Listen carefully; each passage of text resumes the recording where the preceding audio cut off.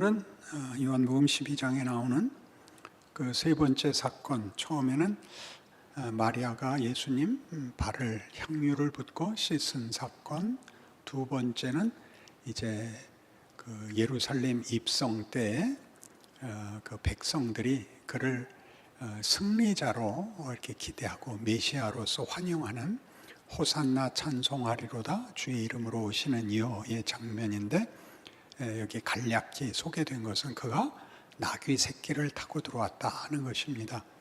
정복자로 말을 타고 이렇게 무기를 들고 들어오는 것이 아니라 작은 나귀 새끼를 타고 들어오시는 모습으로 예수님이 메시아라는 게 무슨 뜻인가를 우리의 편견과 우리의 기대와 다르다고 자꾸만 강조하고 있습니다. 그리고 세 번째 사건이 명절에 6월절에 이 예루살렘 성전에 온 사람들 중에 이제 이방인들, 헬라인들 몇이 왔는데 그들이 온 이유가 예수님을 만나고 싶어서였다고 합니다.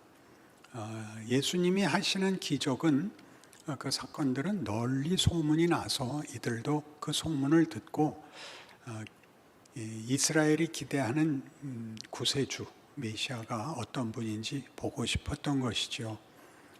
그들이 기대했던 건 물론 당연하게도 예수님이 하신 기적들의 연장선상에 있는 것이었을 겁니다. 오병이어의 기적이나 문둥이를 고치거나 눈먼 자를 보게 하거나 게다가 죽은 자를 살리는 이런 사건들은 그들에게도 굉장히 놀랍고 많은 기대를 불러일으켰겠죠. 예수님이 이 이스라엘 사람들이 아닌 이방 사람들 중에도 주를 보러 왔다, 메시아를 기대하고 확인하러 왔다는 소식을 듣자 내가 영광을 얻을 때가 됐다, 내가 메시아인 것을 제대로 보여줄 때가 됐다, 마지막 절정을 보여주마라고 말씀하시는 대목인데 그게 죽는 겁니다. 그것도 십자가에 비참하게 죽는 것이죠. 그러니까 예수의 죽음은 성경적으로는 예수님이 영광이라고 이해하고 또 우리에게 가르치고 있는 것이고, 그 영광이 그러나 이렇게 고통스러운 영광이었습니다. 내 마음이 민망하다. 어느 번역본에서는 내 마음이 심히 고민하여 죽게 되었다, 이렇게 그 고통을 또 표현하고 계십니다. 그러니까 우리가 기대하는 메시아에 대한 이해는 우리 현대인들에게까지도 늘 이런 그 앞에서 봤던 기적들의 연장선상에 있는 어떤 형통, 부요, 해결, 만족, 그런 세상적인 내용과 방법론과 결론을 갖고 있는데 비해서 성경은 자꾸 이렇게 반대로 말하는 셈입니다. 자꾸만 딴죽을 거는 셈이죠. 그게 아니다, 그게 아니다, 그렇게 말씀하는 대목입니다. 그러니까 예수의 이 영광을 받을 때가 됐지만 내가 너무 이 일을 생각하면 고통스러워서 죽을 것 같다 하면서 아버지여 이때를 면하게 하여 주옵소서라고 비명을 지르시고, 그러나 내가 이를 위하여 왔습니다 라고 다시 금방 또 순종을 하시죠. 그러자 하늘에서 응답이 오죠. 내가 이미 영광스럽게 하였고 또 영광스럽게 하리라. 아버지의 영광을 드러냈고 또 드러낼 것이다 라고 답하십니다. 이 모든 일들을 이해시키는 핵심 비유가 중간에 나오는 24절 이하에 나오는 여러분 잘 아는 한 알의 밀알 이야기입니다.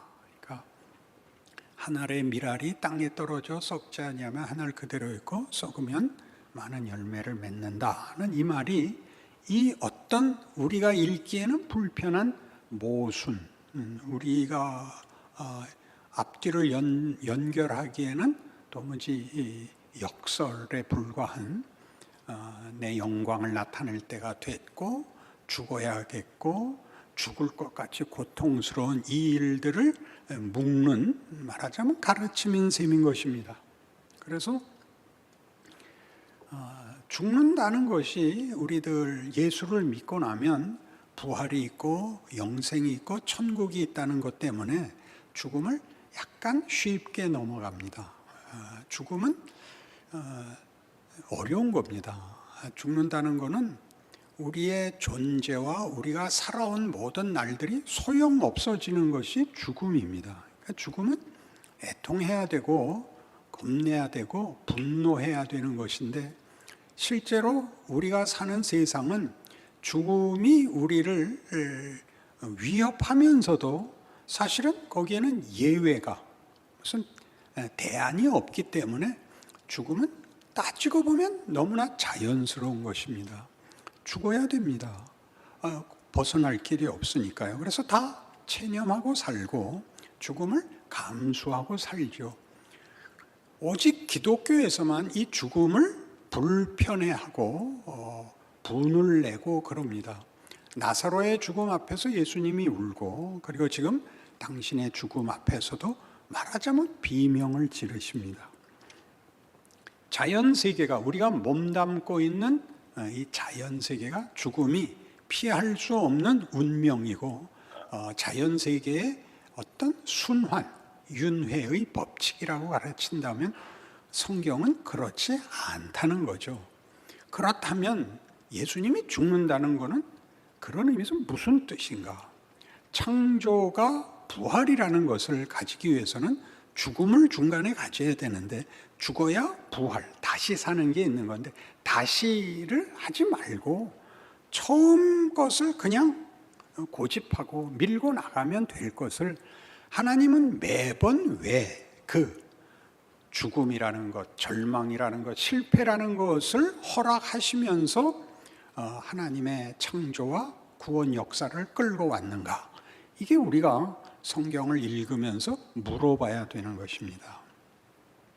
예수님이 오셔서 죽으십니다. 우리 죄를 위하여 죽으시고 새로운 생명과 영생을 만드십니다. 그러지 말고 아담이 범죄했을 때 죽여버리고, 죄를 졌잖아요. 죽여버리고 다시 만들면 되잖아요.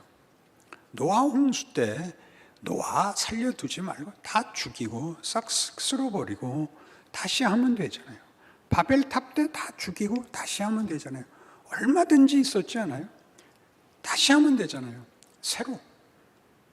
그렇게 안 하고 우리가 한 범죄, 우리가 부린 고집, 불순종들을 그대로 어떤 의미에서 인정한 채, 부활이라는 것이, 영생이라는 것이 주어지기 위해서 죽음이라는 것을 돌파해서 준다고 예수님이 죽는 사건을 통해서, 기독교가 말하는 영생이라는 것은 죽어서 가는 것, 이렇게 종말론적으로만 죽은 다음에 얘기를 이렇게 던져버릴 얘기가 아니라, 현실을 신앙적으로 완벽하게 못 살아서 후회하고 애통해하고 그냥 포기하고 싶은 마음이 드는 죽음의 권세 속에서 살고 있는 것들을 하나님이 거기에다가 부활을 꽃 피운다고 알게 된다면, 그러면 우리의 삶이, 지금의 어떤 절망들이, 우리의 비명들이 가치가 있다는 생각을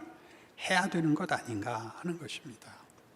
예수님도 결국 죽으러 오셨으면, 오셔서 무슨 아기로 오셔서 33년을 사시고 누구를 살리고 뭐 바다 위를 걷고 그럴 필요가 뭐가 있어요?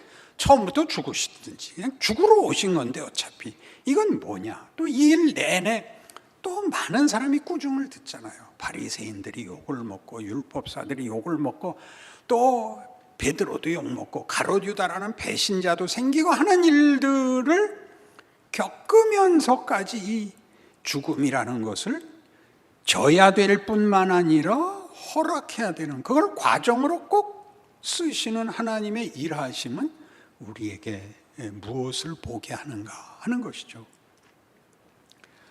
그러니까 실제로 성경 속에 보면 우리가 예수의 죽음이 우리의 죄를 씻고 우리를 새 사람을 만들고 하나님의 백성을 만들어 영생을 얻게 한다라고 하는 말은 다 맞는 얘기고 꼭 기억해야 되는 것이지만, 그 만드는 것이 이 과거이나 믿기 전에나 인류 역사에서 보여진 아담 이후로 반복되어 온 하나님을 거부하고 하나님 없이 사는 일들을 뒤집는, 그들을 버리는, 그들을 지워버리는 것이 아니라 그들을 끌어안는, 그들의 저항과 반발과 무지에다가 피우는 꽃, 그들을 살리는 것, 이게 성경이 말하는 구원입니다.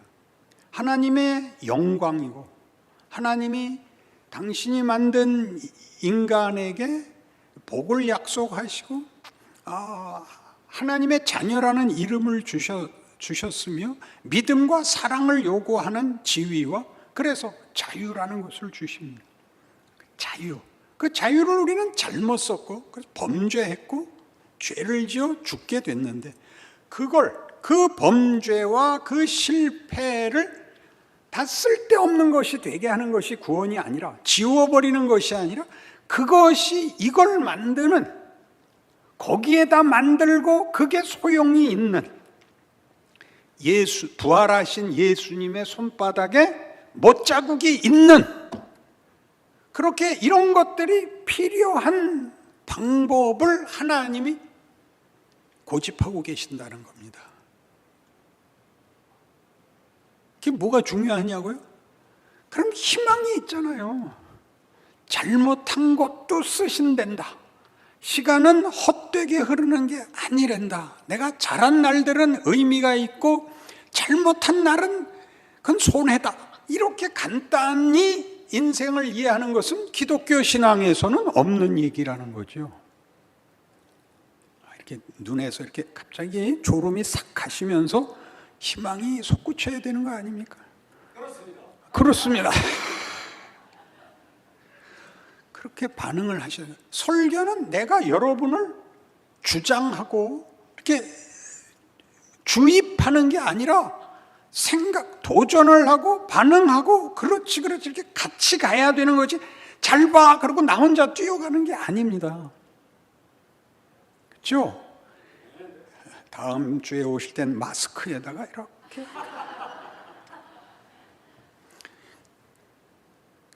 로마서 11장에 의하면 이건 찾아야 돼요. 로마서 11장에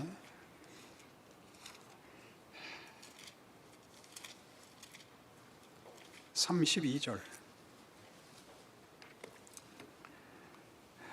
256페이지 신약 로마서 11장 32절, 하나님이 모든 사람을 순종하지 아니하는 가운데 가두어 두심은 모든 사람에게 긍휼을 베풀려 하심이로다.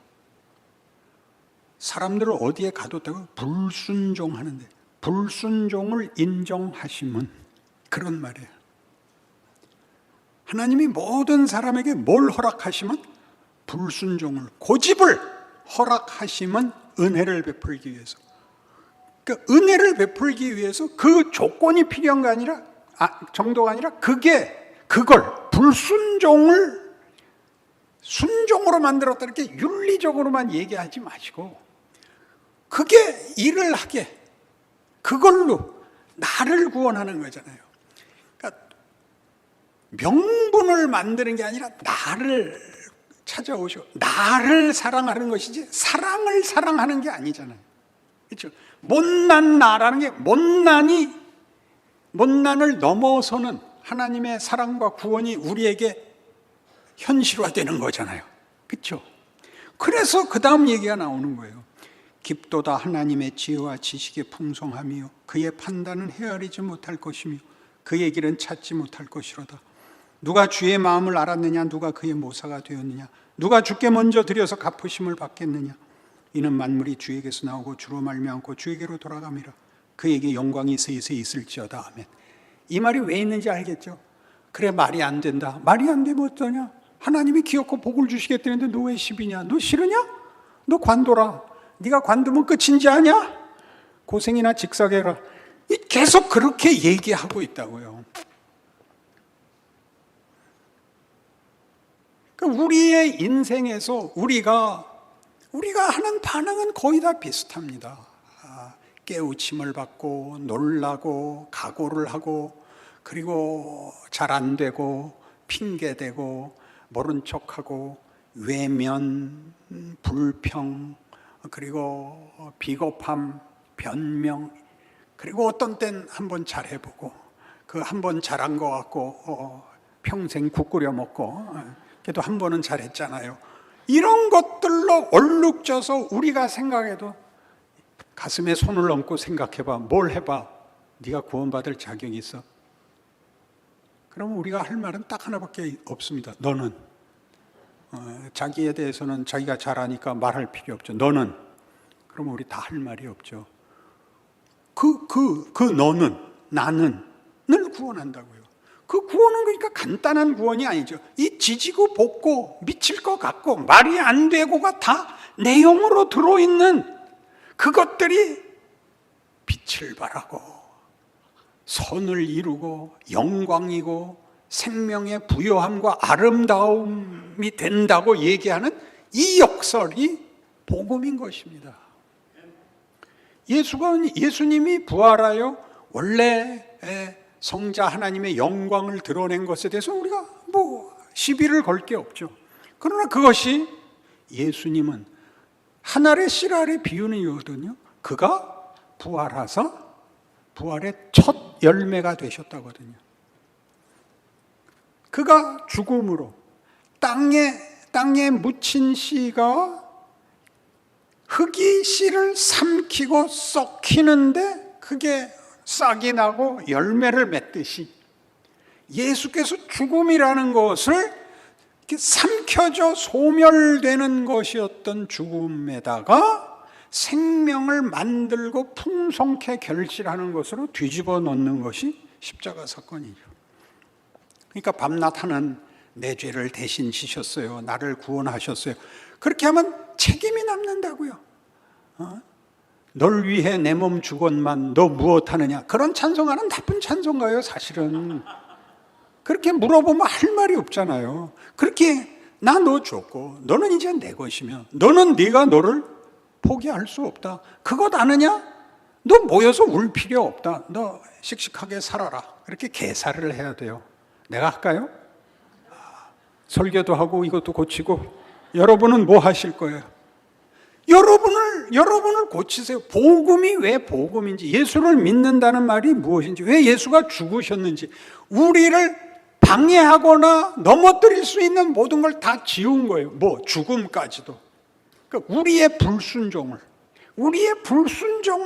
불순종을 가장 순종한 자가 만드는 것보다 크게 만든 거예요. 딱 뒤집은 거니까요. 2배가 돼버렸죠. 그게 성경의 역설입니다. 여러분들이 실감나 하지 않으니까 예를 들게요. 요셉을 생각해 보세요. 요셉은 왜 잡혀 들어갔죠? 잘못해서 잡혀 들어가지 않고 형들이 팔아먹어서 애굽의 노예로 갔다가 거기서 또 무고를 당해서 감옥에 갇혀요. 그 발은 착고를 차고 그 몸은 쇠사슬에 매였으니 하나님의 말씀이 응할 때까지라. 그러니까 얼마나 억울해요, 그 시간이. 하나님의 말씀이 응할 때까지. 그러니까 그게 일을 하고 있었대요. 그 억울한 지경이 하나님이 마음껏 일한 시간들이었대요. 그 말씀이 저를 단련하였도다. 그래서 뭐가 돼요? 총리가 되죠. 총리는 그냥 이렇게 하나님이 힘으로 갖다 앉힌 자리가 아니라 요셉은 총리의 실력을 가져요. 그는 백관을 제어해요. 지혜로 장로를 교훈해요. 그런 실력이 생겼어요. 어디서? 거기 감옥에서. 그가 그토록 몸부림치고 분해했던 내 인생은 이게 뭐야? 를 언제 알죠? 그가 우연히 이 자리에 온 것이 아니라 옛날에 모르고 꿨던 꿈, 그 현실을 봤죠. 형들이 와서 곡식 좀 팔아달라고 무릎 꿇을 때 하고 깨우쳤죠. 이미 하나님이 내 인생을 그때 준비하시고 일하셨구나. 그래서 다 풀어지죠. 형들 다 용서하고. 용서한 걸로 고함 지를 거 없어요. 그게 문제가 아니라 자기의 인생이 자기의 기대와 자기가 아는 모든 욕심보다 훨씬 큰 게 되어 있다는 사실에 놀라 자빠진 것이죠. 다윗은 어때요?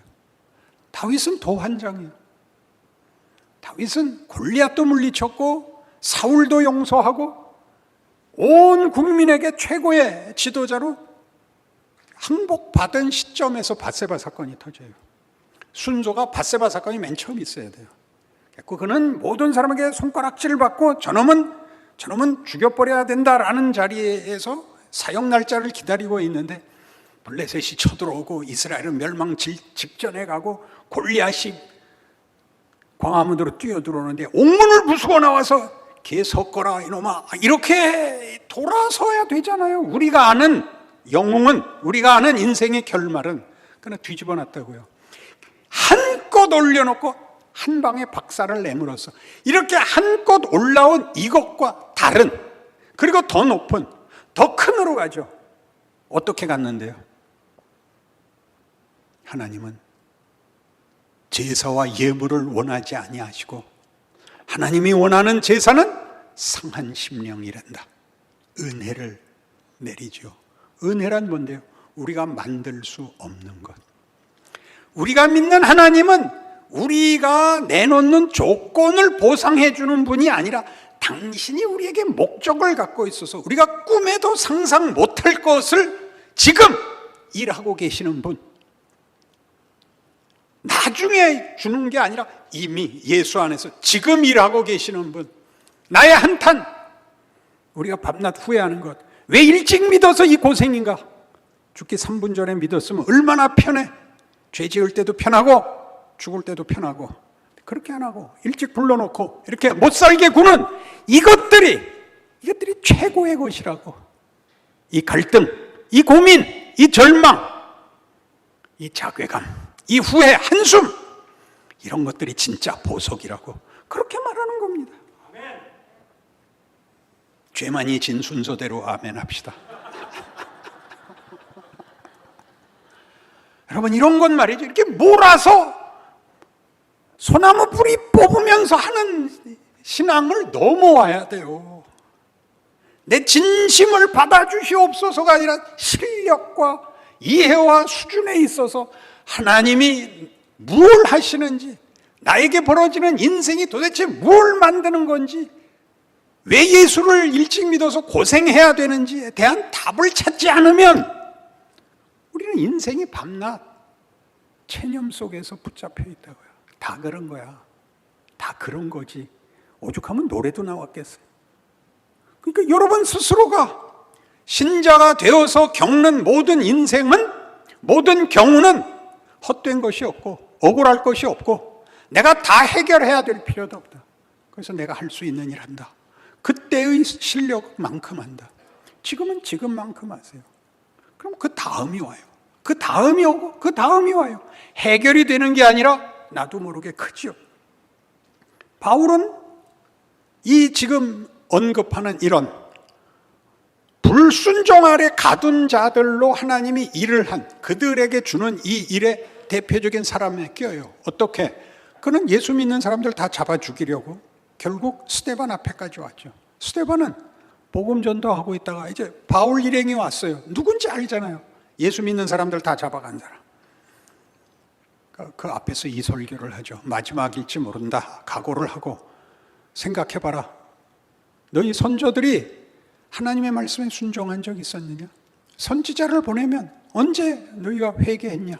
그 선지자 잡아 죽이고 여태까지 그랬고, 그 예언의 주인공인 예수님이 왔을 때, 메시아가 왔을 때도 그 메시아까지 잡아 죽이지 않았냐? 너희는 너희 선조들하고 하나도 다를 거 없다. 그때 너희는 누구야? 이 바울, 당시 사울과 그 일행이죠. 너희는 너희 조상들하고 똑같이 굴어서 너희 손으로 메시아를 잡아 죽인 놈들이다. 뭘 어떻게 반응했어요? 사울과 그 일행이 스데반을 향하여 이를 갈거늘 이렇게 됐어요. 회개 안 해요. 하늘이 딱 열리죠. 스데반이 보니까 예수님이 일어나셨어요. 하늘이 열리고 예수님께서 보좌 우편에 서신 것을 보는도다. 그러니까 결정적으로 그 말만 안 했어도 그냥 이만 갈고 갔을 거예요. 그 말 하니까 스데반은 너무 놀랐을 거예요. 그 둘 사이에 누가 진실이고 누가 옳은지 예수님이 판정을 제대로 안 해주시면 누가 해줄 거예요. 근데 예수님이 네가 죽어라 그렇게 된 거네. 으악 하고 스데반이 죽었어요. 그래서 그 8장 1절은 이렇게 되어 있어요. 바울이, 그땐 사울이죠. 사울이 스데반의 죽임을 마땅히 여기더라. 그리고 이제 살기가 등등해서 다메섹을 찾아가다가 예수를 만나죠. 누구십니까? 나는 네가 핍박하는 예수니라. 아니 주님 무슨 일이십니까? 너 가서 기다려라. 아나니아라는 선지자를 보내죠. 사울아 눈을 떠라. 주께서 너를 임금들과 이방의 사자로 보내노라. 증인으로 보내노라. 눈을 뜨죠. 덧붙여지는 경고가 있죠. 네가 얼마나 많은 고난을 받아야 할지 다 말할 수 없다. 이렇게 됩니다. 여러분 생각이 어때요? 스데반을 보내야 맞아요? 바울을 보내야 맞아요? 자기네가 한 것에 연장선상에 있으려면 스데반이 가야 되는데 거꾸로 되잖아요. 스데반은 죽고 바울은 죽어야 되는 놈이 오히려 그 뒤를 잇죠. 그러니까 봐요. 스데반이 죽어서 바울이 생겨나잖아요. 그의 죽음이 하나를 심어서 그 열매를 맺듯 얼마나 하나님이 하시는 일에 분명한 증거들이 성경에 이렇게 가득한가 말이죠. 그니 우리 보고 뭐 하래요? 우리 인생을 죽으래요. 죽는다는 게 뭐죠? 해결하려고 그러지 말고 그 죽음의 위협과 시험과 유혹 속을 사세요. 언제 죽여줄지는 몰라요. 그동안 내내 여러분은 씨를 심고 있는 중이 되는 것입니다. 여러분이 씨를 심고 있는 중이 됩니다. 그래서 여기도 나오죠. 자기 생명을 사랑하는 자는 나와 상관이 없고 나를 사랑하면 자기 생명을 버려야 된다가 되죠. 우리는 이 세상과 우리가 기대하는 세상에서부터 예수님을 보내어 예수로 증명한 하나님이 요구하는 목적하는 세상으로 바뀌어진 삶을 살아야 합니다. 그것은 윤리도덕 갖고 얘기할 수 있는 게 아닙니다. 그걸 훨씬 넘어서는 겁니다. 자신의 존재와 조건과 지금 현실과 모든 조건에 대해서 믿음을 가지는 것입니다. 그 믿음을 가지면 어떻게 된다고요? 마음이 고민하여 죽을 것 같이 됩니다. 아버지여, 이때를 위하여 내가 왔나이다. 내가 영광을 받을 때가 되었다. 그러나 내 마음이 심히 고민하여 죽을 것 같다가 동시에 일어나는 그게 가장 신자의 확실한 정체성이고 현장이라고요. 거기를 도망가는 바람에 기독교 복음은 그냥 값싼 주문이 됐죠. 대강 외면하고 사는 게 됐죠. 대강 외면하고 사는 것. 아까 소개한 그 월터 브루그만이 그 책 내내 이걸 공격합니다. 소비자 사회에서 간단한 신앙 주문으로 얼버무리고 사는 신자들이 됐다. 이렇게 꾸중을 합니다.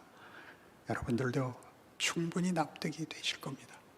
그럼 뭘 해야 되냐? 뛰어나가서 영웅이 되지 마십시오.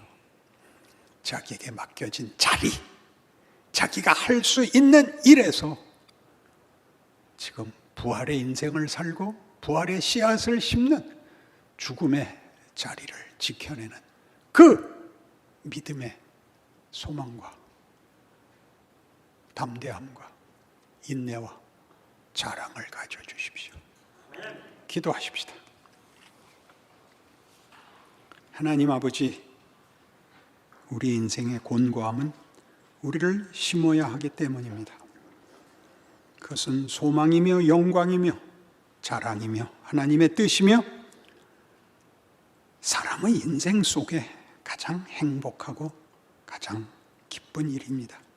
그 인생을 우리가 살아내지 않으면 누구에게다가 그 책임을 떠넘기겠습니까?